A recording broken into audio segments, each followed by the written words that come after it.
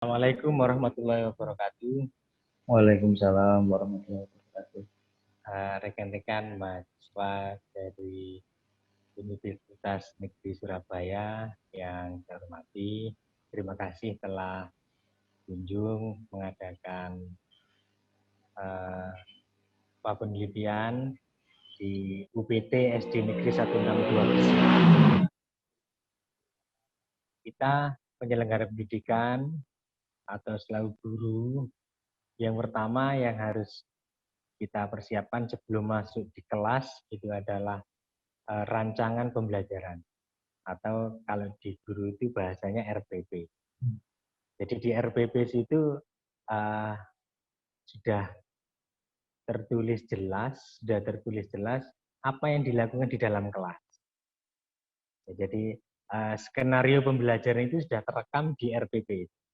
Sehingga kenapa guru harus membuat RPP itu adalah langkah awal untuk membuat bayangan kalau di kelas itu apa yang harus diperbuat. Itu semuanya sudah ditulis di RPP. Jadi itu tugasnya guru sebelum masuk di kelas itu adalah membuat RPP, rencana pembelajarannya. Jadi kayak apa pembelajarannya, kemudian penilaiannya kayak apa, itu sudah terekam semua di RPP. Jadi itu ya yang pertama. Nah, RPP itu dibuat sebelum masuk ke dalam kelas. Jadi di dalam kelas itu sudah tidak lagi membuat perencanaan, langsung actionnya, langsung ngajar. Di RPP sekali lagi itu memuat semua kegiatan yang akan dilakukan di dalam kelas. Ini.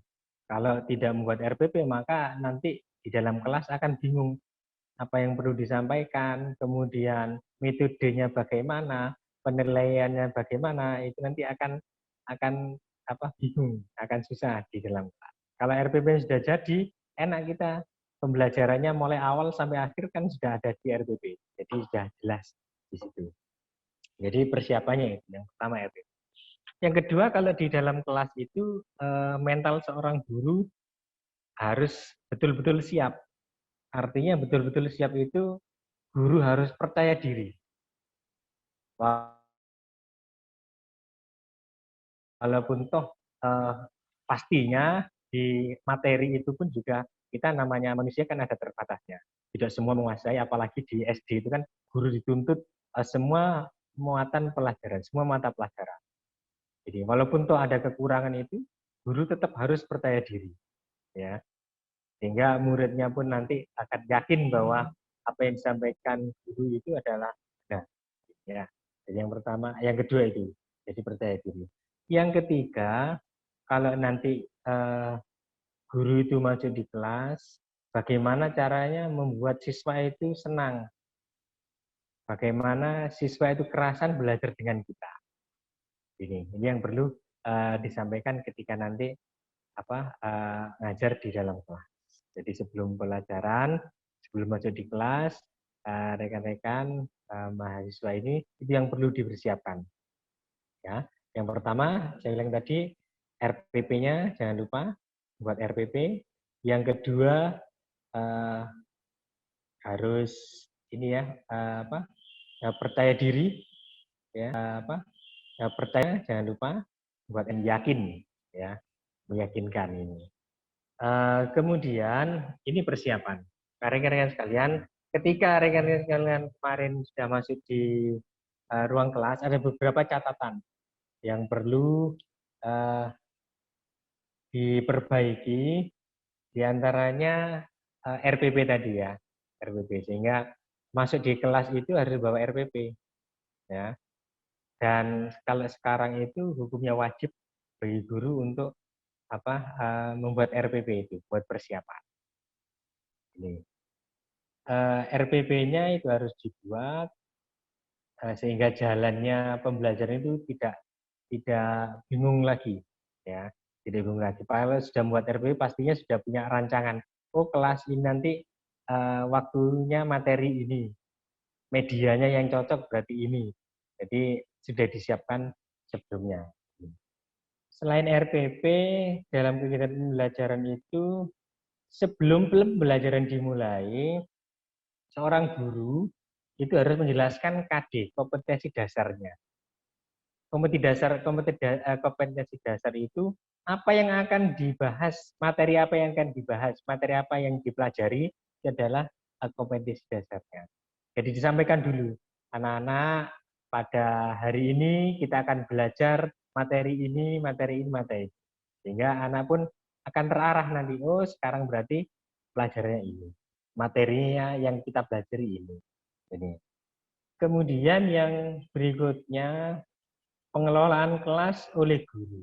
Jadi guru itu harus menguasai kelas. Ya, harus menguasai kelas. Artinya menguasai seluruh siswa yang ada di kelas. Guru bisa mengendalikan siswa dalam satu kelas itu. Karena karakternya muridnya kan beda-beda ya. Beda-beda. Jadi seorang guru itu harus menguasai satu kelas itu. Sehingga kalau ada problem apapun di kelas itu, guru bisa menyelesaikan. Ya.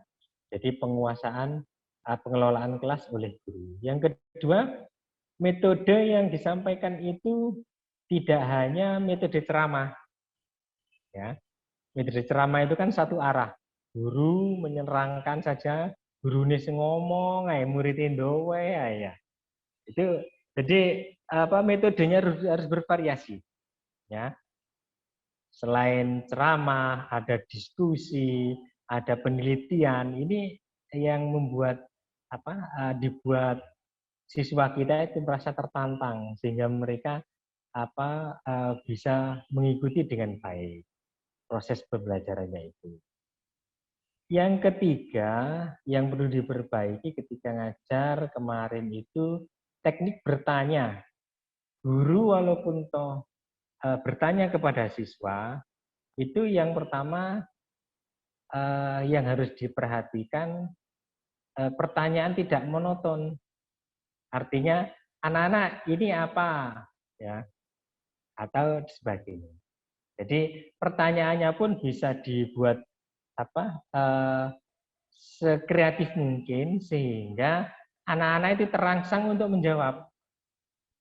Jadi tidak hanya sekedar bertanya, karena kejiwaan siswa apalagi kelas SD ya, kalau gurunya itu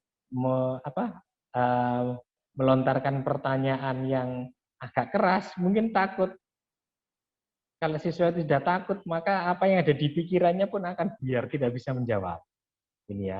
Jadi teknik bertanyanya itu kalau bisa menyentuh di hatinya anak-anak sehingga bisa mengeluarkan apa yang ada di di pikirannya.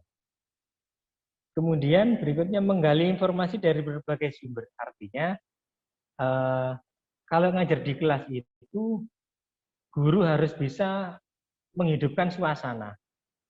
Artinya apapun materinya itu anak-anak kita tuntut untuk kreativitas menjawab.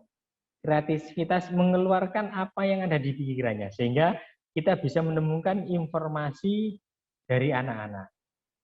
Ini. Jadi guru tidak hanya menjelaskan saja, bisa juga menggali informasi dari setiap muridnya itu, setiap anak-anak.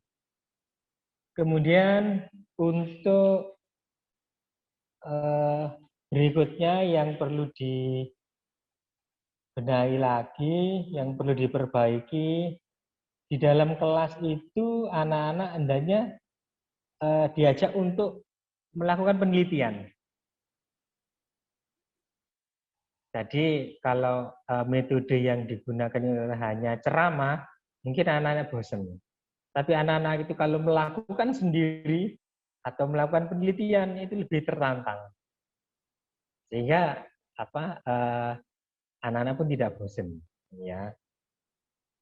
Berikutnya mengambil sebuah keputusan. Jadi ketika kita melakukan diskusi dalam kelas, anak-anak mengeluarkan pendapat, karena tidak semua anak pun pendapatnya itu benar, pendapatnya itu sama dengan apa yang kita harapkan jawabannya, maka guru itu harus bisa mengambil sebuah keputusan. Ya. Jadi keputusannya hasil dari diskusi itu, baik itu diskusi masalah materi yang lainnya, itu guru bisa memberikan sebuah keputusan yang benar sehingga anak-anak yang dipelajari itu yakin bahwa apa yang disampaikan dipelajari pada hari ini itu adalah benar. Ini. Jadi itu kiranya yang perlu dibenahi dari rekan-rekan UNESA. Ada beberapa catatan-catatan itu yang perlu diperbaiki, yang lainnya alhamdulillah sudah baik. Kiranya ini mungkin ada yang perlu ditambahkan lagi, yang dipertanyakan silakan. Terima kasih Pak Nafi atas masukan-masukan yang sudah diberikan tadi, mulai perencanaan sebelum masuk kelas sampai dari evaluasi kelompok kami yang kemarin sudah praktek mengajar di UPT SD 162 Gresik. Mungkin dari teman-teman ada yang ingin ditanyakan? Silakan. Kalau itu Pak Hanafi, dari saya pribadi, maksudnya yang kayak penelitian itu, penelitian yang seperti apa Pak Hanafi? Mungkin dari anak SD meneliti, mungkin ngajak mencari tahu sesuatu yang belum diketahui, atau mungkin kayak gimana Pak Hanafi?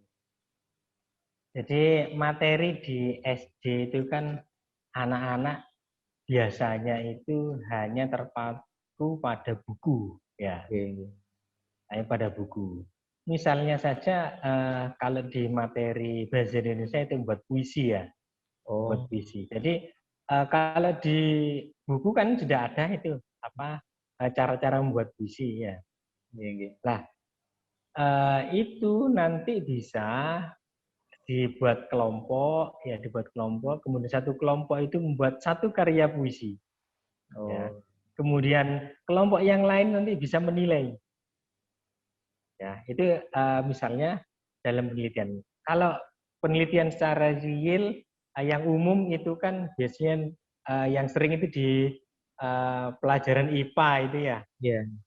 IPA tentang apa, misalnya struktur bunga dan sebagainya, itu kan anak-anak bawa bunga sendiri, kemudian bunganya itu dipisah-pisah, dipreteli, oh ini namanya kelopak, ini namanya apa, tangkai, ini namanya mahkota, kayak seperti itu, sehingga anak-anak tidak bosan gitu, ya. Terima kasih Pak Nafi. Mungkin dari teman-teman ada lagi? Monggo, mungkin barangkali ada yang lain lagi. Ya.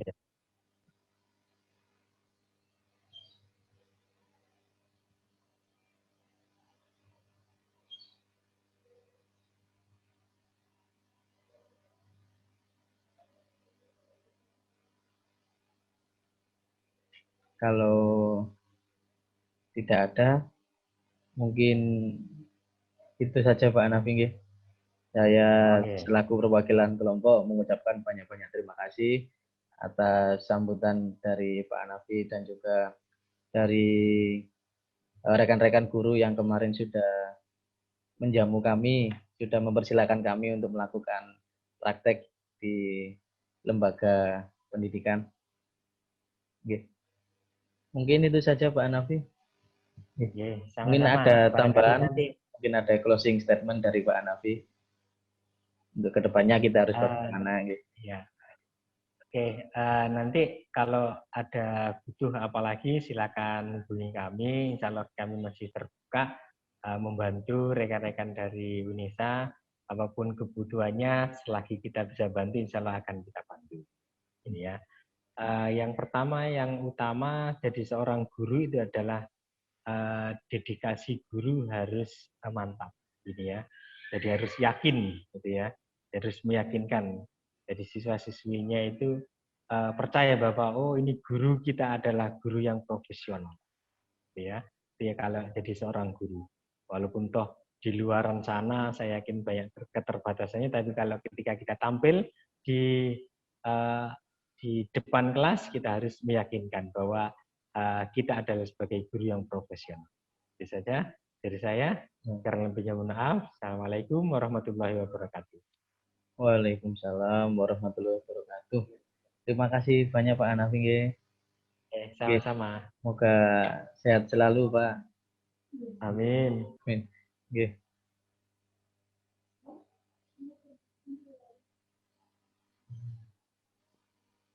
Saya stop rekamannya Pak. Oke.